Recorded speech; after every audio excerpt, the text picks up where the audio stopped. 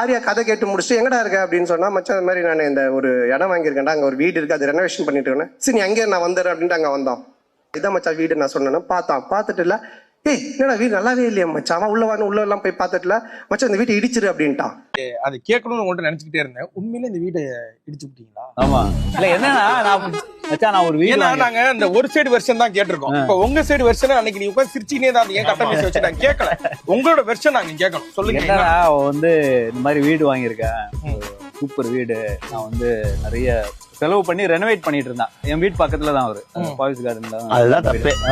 சரி நான் போய் சும்மா கால் அடிச்சேன், எங்கடா இருக்கேன், இல்லடா வீடு ரெனோவேஷன் ஒர்க் போயிட்டு இருக்கேன், நான் பாத்துட்டு இருக்கேன். சரி நான் பக்கத்துல தான்டா இருக்கேன்னு சொல்லிட்டு போன வீடு எவ்வளவு கேவலமா இருக்க முடியுமா, அவ்வளவு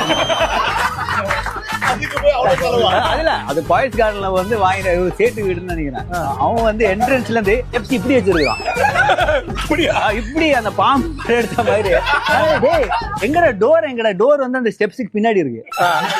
அது டேய் இதுக்கு போய் நீ வந்து செலவு பண்ணி என்னடா பண்றேன்னு சொல்லிட்டு அதுக்கப்புறம் போய் பார்த்தா டிராயிங் ரூம் கார் பார்க் பக்கத்துல தான் இருக்கு. ஒண்ணுமே புரியல, ஏடா உடம்பா ஏதோ நேரா கால் பண்ணி ஒருத்தன் வந்து நாளானிக்குள்ள இந்த வீடு இடிச்சு